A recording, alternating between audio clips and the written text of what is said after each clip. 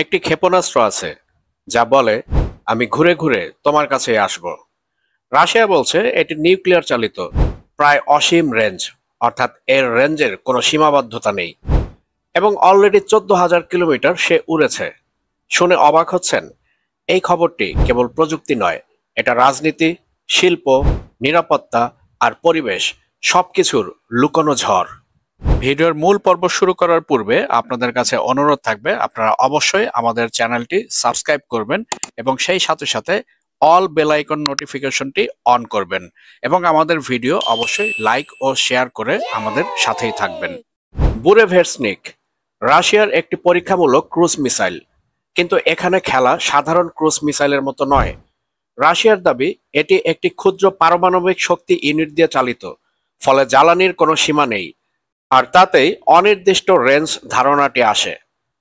2025 সালের 21 October Russia জানায় তারা সফলভাবে 9M730 বা বুরেভেরস্নিক নামের এক নতুন প্রজন্মের পারমাণবিক চালিত ক্রুজ মিসাইল পরীক্ষামূলকভাবে উড়িয়েছে। এই মিসাইলের ন্যাটো নাম হচ্ছে SSC-X9 স্কাইফল। রাশিয়ার সেনাপ্রধান জেনারেল ভ্যালেরি গেরাসিমভ জানান পরীক্ষার সময় মিসাইলটি প্রায় 14,000 কিলোমিটার পথ অতিক্রম করেছে এবং প্রায় 15 ঘন্টা এটি আকাশে বিচরণ করেছে। প্রেসিডেন্ট ভ্লাদিমির পুতিন একে অদ্বিতীয় বলে আখ্যা দেন এবং দাবি করেন এটি এমন এক অস্ত্র যা যে কোনো বিদ্যমান প্রতিরক্ষা ব্যবস্থা ভেদ করতে সক্ষম। এই মিসাইলটি সাধারণ ক্রুজ মিসাইলের মতো তরল বা জেট জ্বালানিতে চলে না। এতে রয়েছে ক্ষুদ্র একটি পারমাণবিক রিঅ্যাক্টর যা নিজস্ব তাপশক্তি থেকে প্রায় সীমাহীন দূরত্বে উঠতে সক্ষম করে তোলে। এমনকি এটি নিচু উচ্চতায় মাটি থেকে 50 থেকে 100 মিটারের উপর দিয়েও এটি উঠতে পারে, ফলে রাডারে ধরা পড়া অসম্ভব।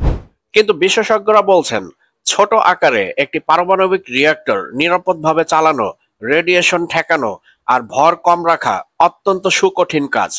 এই কারণেই বুরেভেরস্নিক প্রকল্প শুরু হওয়ার পর থেকে অনেক বছর ধরে একাধিক পরীক্ষায় ব্যর্থতা দেখা গিয়েছে। কিন্তু গল্পটা এখানেই শেষ নয়। 2019 সালের 8 আগস্ট রাশিয়ার নিয়নোকসা এলাকায় একটি বিস্ফোরণ ঘটে।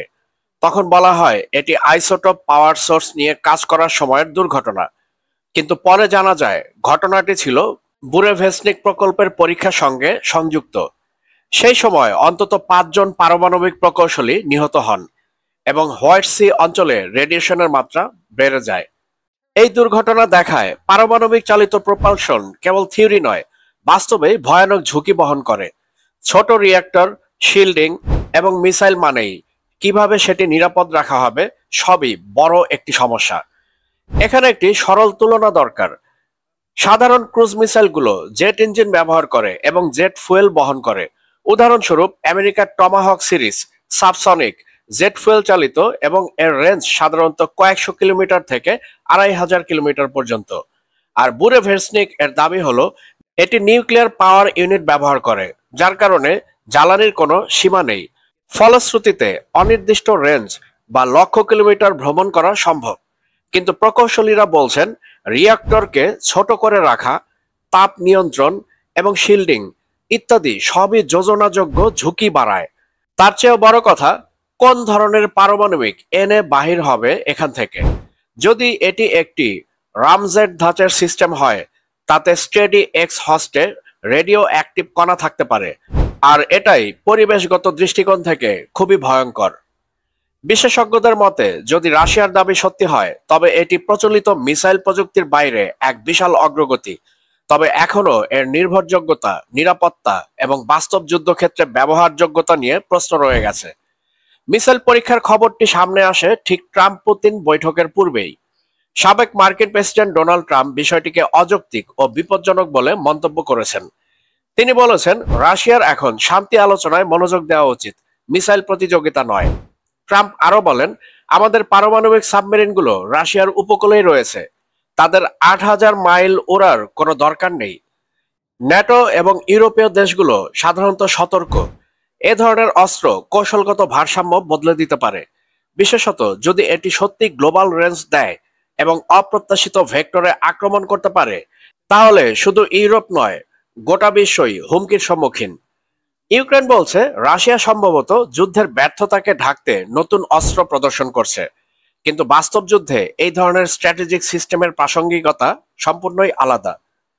চীন সাধারণত কূটনৈতিক বিনিষ্ক্রিয়তা বজায় রাখে, খবরে গুরুত্ব ধরবে কিন্তু সরাসরি নিন্দা কমই করবে। আর রাশিয়া ইরান সম্পর্ক নিয়ে কিছু বিশ্লেষক আশঙ্কা প্রকাশ করছেন, রাশিয়া যদি এমন প্রযুক্তি ইরানকে দেয় তাহলে তা ভূরাজনৈতিক বিপ্লব ঘটাবে। তবে এখন পর্যন্ত কোনো স্বাধীন সূত্র নিশ্চিত করে জানায়নি যে রাশিয়া এই ধরনের পারমাণবিক চালিত মিসাইল ইরানকে দেবে। আন্তর্জাতিক নিষেধাজ্ঞা ও প্রচন্ড রাজনৈতিক ঝুঁকি এটি সীমিত রাখবে। পশ্চিমা বিশ্লেষকরা মনে করেন মিসাইলটি বাস্তবে যতটা কার্যকর বলে দাবি করা হচ্ছে ততটা আসলে নয়। পারমাণবিক ইঞ্জিন রেডিও অ্যাক্টিভ ধোঁয়া নির্গত হতে পারে এবং অসীম দূরত্ব ধারণা এখনো শুধু তথ্যেই সীমাবদ্ধ। অনেকেই বলছেন এটি হয়তো বাস্তব প্রযুক্তি নয়, বরং একটি রাজনৈতিক নাটকীয় বার্তা পুতিনের পক্ষ থেকে পশ্চিমা শক্তিগুলোর প্রতি। পরিশেষে বুরোভেসনিক যদি সত্যি তার দাবিকৃত দূরত্ব ও স্থায়িত্বে উঠতে পারে তবে এটি বিশ্বে সামরিক ভারসাম্য পাল্টে দিতে পারে। কিন্তু যদি এর মূল প্রযুক্তি এখনো অস্থির ও ঝুঁকিপূর্ণ থাকে তবে এটি হতে পারে বিশ্বের সবচেয়ে বিপজ্জনক পরীক্ষাগুলোর একটি। একদিকে এটা রাশিয়ার প্রযুক্তিগত সাহসিকতার প্রতীক, অন্যদিকে মানবতার জন্য এক ভয়ঙ্কর ঝুঁকি। বন্ধুগণ, আপনারা কি মনে করেন রাশিয়ার এই আবিষ্কার এটা কি সত্যি মানবজাতির জন্য নিরাপদ না হুমকি স্বরূপ? আপনার মূল্যবান মতামত অবশ্যই কমেন্টের মাধ্যমে আমাদেরকে জানাবেন। বন্ধুগণ, আজকের বিশ্ব আপনাদেরকে সঠিক সংবাদ প্রদানের জন্য বদ্ধপরিকর। তাই আমাদের ইউটিউব চ্যানেলের পাশাপাশি আজকের বিশ্ব .প্রেস এর যাত্রা শুরু হয়েছে, যেখানে আপনারা এক পাতাতেই পেয়ে যাবেন আন্তর্জাতিক সব গুরুত্বপূর্ণ খবর এবং সেই সাথে সাথে রাষ্ট্রীয় খবরগুলো। এবং এর পাশাপাশি অনুরোধ থাকবে আমাদের ফেসবুক পেজও আপনারা অবশ্যই ফলো করবেন, যাতে করে নিত্য নৈমিত্তিক সব ধরনের আপডেট আপনারা সহসাই পেতে পারেন। ভিডিও শেষ করার পূর্বে আপনাদের কাছে অনুরোধ থাকবে আমাদের ইউটিউব চ্যানেলটি অবশ্যই সাবস্ক্রাইব করবেন এবং সেই সাথে সাথে all bell icon notification on করবেন, যাতে করে পরবর্তী যে কোনো ভিডিওর আপডেট আপনি সরাসরি পেতে পারেন। এবং সেই সাথে সাথে আমাদের ভিডিও লাইক ও শেয়ার করে আমাদের সঙ্গেই থাকবেন।